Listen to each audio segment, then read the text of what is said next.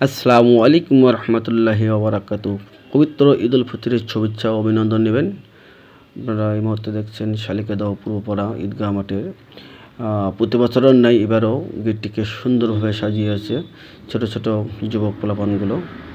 সদর জন্য শুভকামনার যারা এই গেটটি ক্লান্ত পরিশ্রম করে এই গেটটি সাজিয়েছে।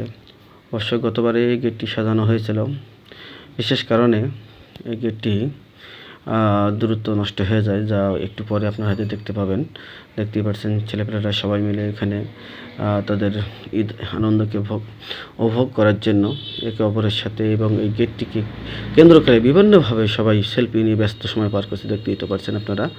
যাই হোক, আপনাদেরকে আজকে পুরো মাঠটি দেখাবো, চলুন সামনের দিকে এগিয়ে যাই।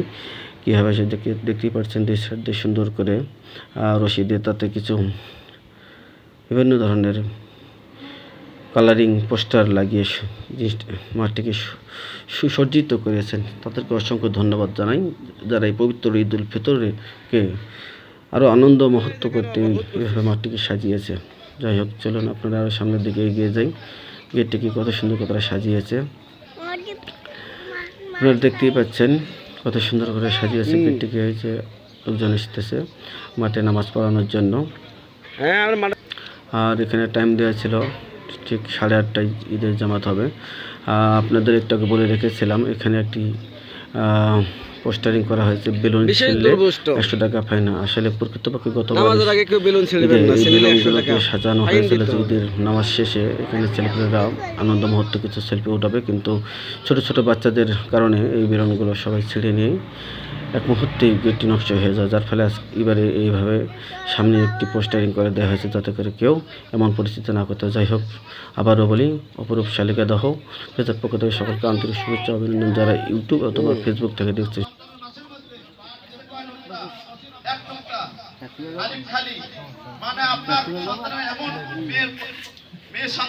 দেখা যায় এই ঈদের দিনে কিছু কিছু যুবক কিশোররা রাস্তাঘাটে জোরে জোরে সাউন্ড দিয়ে আনন্দ ফুর্তি করতেছে। এটা নিয়ে আনন্দ, এই কথা বলেন না কেন? এটা নিয়ে আনন্দ। আমরা যারা অভিভাবক আছি সচেতন হবো ইনশাআল্লাহ ইনশাআল্লাহ। আর আমি আরেকটা কথা বলি শেষ করব।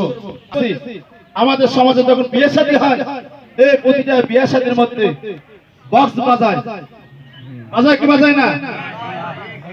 এটা নিয়ে বিয়া, এই কথা বলেন, এটা নিয়ে বিয়া। আপনারা কথা বলেন না কেন?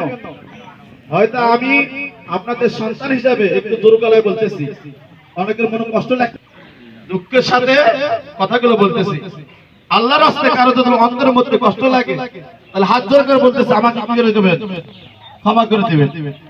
তাহলে আমরা যারা সমাজের মধ্যে দায়িত্ব আছি, আমি যেখানে থাকি, আমাদের ইমাম সাহেবের কয়েক মসজিদের ইমাম সাহেব মিলে বৈঠক হয়ে যে সমাজের মধ্যে ডেস্ক আসবে, ওই সমাজের মধ্যে তাহলে ইসলাম আর কি হবে, চিন্তা হবে। আর যুবক ভাইরা যদি আমরা পিছুবা হই, তাহলে ইসলাম আরো ধীরে ধীরে কি হবে, উন্নতি হবে। তাহলে আমরা আজকে কম বেশি সবাই উপস্থিত আছি, আমরা বিয়ে শাদী হলে আমাদের সন্তানদের আমরা ডেস্ক বাজাবো না, নাচ গান করবো না। আমরা অভিভাবক যারা আছে আমরা সচেতন করবো আমাদের সন্তানদেরকে এবং তাদেরকে কি দেবো, বাধা দেবো। রাজি আছি ইনশাআল্লাহ। আজকে বছরের দিন আমরা সবাই আনন্দ ভোগ কৌশলে দিয়ে কি করবো, বিনিময় করবো, একজন আর একজনের সঙ্গে কি করবো, মুসাফার করবো, কোলাকুলি করবো তো ইনশাআল্লাহ। এবং খাস করে এই 2-4 বছরে আমি যদি দীর্ঘ অনেক ময়মুরবি দেখলাম এই ঈদগাহ মাঠে নামাজ পড়ছে, এটা পাশে না আমাদের আজকে নাই। যেমন আমাদের আমিনুল ভাই বড় ভাই, উনি কিন্তু ওই সে পীরগঞ্জ থেকে প্রতি বছর নিজের জন্মস্থানে টানে এখানে নামাজ আদায় করে। এরকম অনেক মুরব্বী নাই, দোয়া করা তাদের জন্য কি করা, তারা কি নাম ভুটানোর জন্য দিছে, বাবা দিছে শেষ এই জন্য দিছে, আখিরাতে কিছু পাওয়ার জন্য। ওনারা আজকে নাই, খাস করে ওনাদের জন্য দোয়া করব।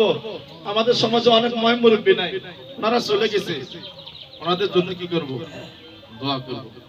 আবার আমাদের যারা বাবা মা নাই, নামাজ শেষ করে তাদের কবরটা কি করব, জিয়ারত করব। কবর